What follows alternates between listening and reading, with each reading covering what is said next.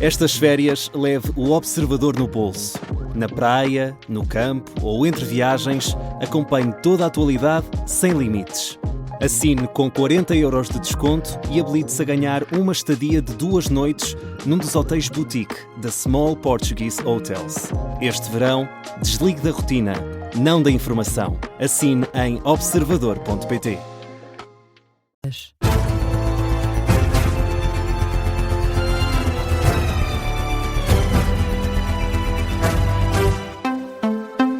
As notícias com Marta Caramelo Nobre. Muito bom dia. O incêndio de Valpaços, no distrito de Vila Real, entrou em fase de resolução. É o que se pode ler a esta hora no site oficial da Proteção Civil. Ainda assim, no terreno estão praticamente 850 operacionais, apoiados por 300 veículos em operações de rescaldo a este incêndio que começou já na passada terça-feira. Já durante a madrugada, o comandante regional do Norte da Proteção Civil adiantou à Lusa que o combate às chamas estava a evoluir de forma favorável devido à descida de temperaturas e devido também à presença de umidade no ar. Olhamos agora para a crise migratória em Ceuta. O Conselho da União Europeia convocou para este sábado uma reunião do Mecanismo Integrado de Resposta Política a Crises para abordar a emergência migratória no enclave espanhol de Ceuta.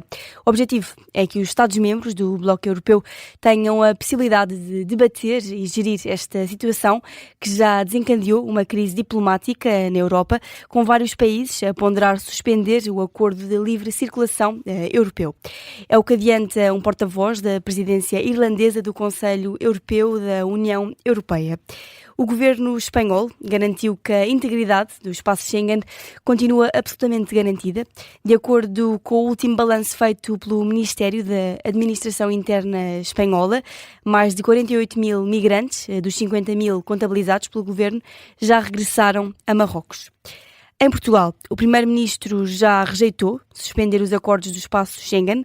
Ainda assim, Luís Montenegro anuncia que vai ser feito um reforço do controlo fronteiriço, terrestre e marítimo no sul de Portugal. Creio que não há razão para podermos tomar nenhuma medida de suspensão das regras do espaço Schengen, mas há razões para podermos reforçar a presença das forças da autoridade no controle de fronteiras, nomeadamente aquelas que estão mais próximas deste acontecimento. Estamos a referir-nos, portanto, ao sul do país. Isso nós faremos, é aquilo que nos parece mais adequado. Luís Montenegro considera que a situação em Ceuta é grave, mas garante que há mecanismos para repor a situação. E apesar do reforço anunciado pelo Primeiro-Ministro, o Ministro dos Negócios Estrangeiros garante que não existe risco de que estes migrantes que estão a chegar a Ceuta cheguem a território continental. Ouvido na Rádio Observador, o Paulo Rangel assegura que tem estado em contacto com as autoridades espanholas e que, para já, a situação está controlada. Não há, neste momento, um risco efetivo de estes migrantes que passaram ilegalmente a fronteira em Ceuta virem para território continental europeu, não é? Porque eles estão no continente africano. Neste momento o exército espanhol, e com uma colaboração muito forte das autoridades marroquinas, está a controlar. Portanto, não há nenhuma saída de Ceuta, seja por mar, seja por terra, por ar, que se registre. E, portanto, nesse sentido, não há nenhuma possibilidade destas pessoas poderem vir para o continente europeu e, portanto, o risco, digamos, de haver aqui uma importação de imigração ilegal, neste momento, não existe. Apesar da situação estar controlada, o Ministro adianta que vão decorrer reuniões na União Europeia para discutir a necessidade de um maior controlo fronteiriço. E evidentemente que a questão do rigor no controlo das fronteiras tem de ser discutida. Portanto, independentemente desta crise ter agora uma solução que não agrave, digamos, que não venha a impor restrições em Schengen, etc., mesmo que tenhamos essa solução, que é o que parece desenhar-se, isto não dispensa, em primeiro lugar, um reforço do controle de fronteiras externas da União Europeia, não dispensa um diálogo com o governo espanhol. O Ministro dos Negócios Estrangeiros, Paulo Rangel, em entrevista à Rádio Observador esta sexta-feira. O Presidente da República sublinha que, de acordo com o Governo, a situação está controlada e, por isso, rejeita a necessidade de medidas quanto ao espaço Schengen.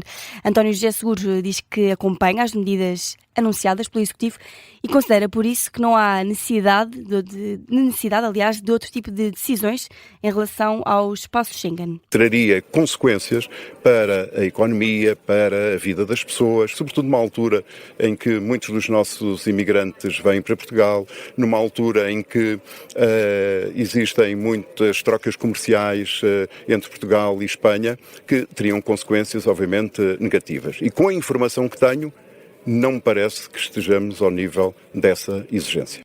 Declarações do Presidente da República à margem do Festival Internacional de Música de Marvão, no Alentejo. António José Seguro quebrou ainda o silêncio relativamente aos casos que envolvem o Ministro da Administração Interna. O Presidente da República pede conclusões rápidas e, sem adiantar muito mais, o chefe de Estado sublinha apenas que tem estado atento. Eu tenho acompanhado toda essa situação, acompanhei também os esclarecimentos que o Sr. Ministro teve a oportunidade de dizer, mas não vou entrar em nenhum detalhe. Está a decorrer um processo de investigação no âmbito da Procuradoria-Geral da República e o meu desejo é que rapidamente esses processos que estão em investigação, quer da violação do espaço e do gabinete de um deputado, quer as situações que estão a ser observadas do titular do Ministério da Administração Interna como diretor da Polícia Judiciária, possam ter conclusões e apuramento de responsabilidade. António José Seguro garante que mantém a confiança na Polícia Judiciária, diz que todos, aliás, temos responsabilidades de preservar a dignidade das instituições. Eu continuo a confiar na Polícia Judiciária portuguesa. Continuo a confiar nas mulheres e nos homens que fizeram e fazem daquela instituição uma das instituições mais apreciada pelos portugueses, numa área muito sensível do combate à criminalidade. E por isso quero deixar esta palavra de total confiança na Polícia Judiciária portuguesa. Em declarações aos jornalistas, o Presidente da República garantiu ainda que tem estado em contacto permanente com Luís Montenegro. O Primeiro-Ministro garante que Luís Neves está disponível para ser escrutinado no Parlamento e acusa a oposição de não conseguir acordar as condições para que isso aconteça. A audição de Luís Neves na Comissão Permanente foi chumbada pela segunda vez esta semana, com votos contra dos partidos do Executivo. Luís Montenegro lamenta por isso que o Parlamento não tenha condições de convergência. Eu continuo. Não é este som que queremos ouvir.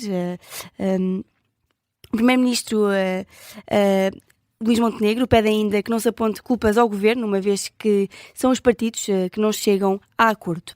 Na atualidade internacional, subiu para 9 o número de mortes na sequência de um ataque russo a Kiev, com recurso a mísseis balísticos. Já quanto ao número de feridos, há agora a contabilizar 27, entre os quais 4 crianças. É o que adianta o jornal ucraniano Kyiv Independent, que cita fontes das autoridades locais. Este é já o segundo ataque de Moscovo à capital ucraniana em apenas 48 horas.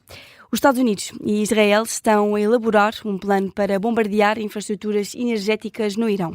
A informação é avançada por várias fontes anónimas à CBS News.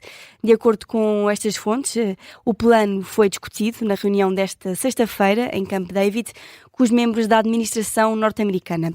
Os ataques podem vir a acontecer já durante este fim de semana, mas ainda não há aprovação por parte do presidente norte-americano.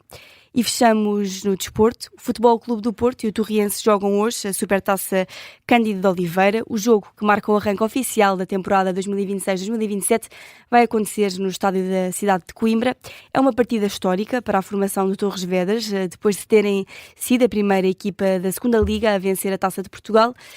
Luís Tralhão, treinador do Torriense, acredita na capacidade dos jogadores para hoje surpreenderem o campeão nacional. Porque não é? Porque não? Quer dizer, a Taça de Portugal nunca ninguém tinha ganho da segunda Liga, tinha ganho a Taça de Portugal. Nós acreditávamos que poderia acontecer e temos muita confiança naquilo que podemos fazer. Podemos criar dificuldades a qualquer equipa. E num jogo, tudo pode acontecer. Tudo aconteceu naquele dia com o Sporting. É uma competição, obviamente estamos aqui porque aconteceu esse dia e muitos outros dias na Taça de Portugal, atenção, não foi só por esse dia. E contra o Porto acreditamos, como é óbvio, que podemos voltar a fazer e os jogadores sabem disso, hoje falei disso com eles. Já o treinador do Porto, Francesco Farioli, não poupa nos elogios ao percurso do Torriense. Ainda assim, garante que a equipa dos Dragões está focada em não vacilar. I think they did an amazing journey. Of course, Diogo mentioned the final.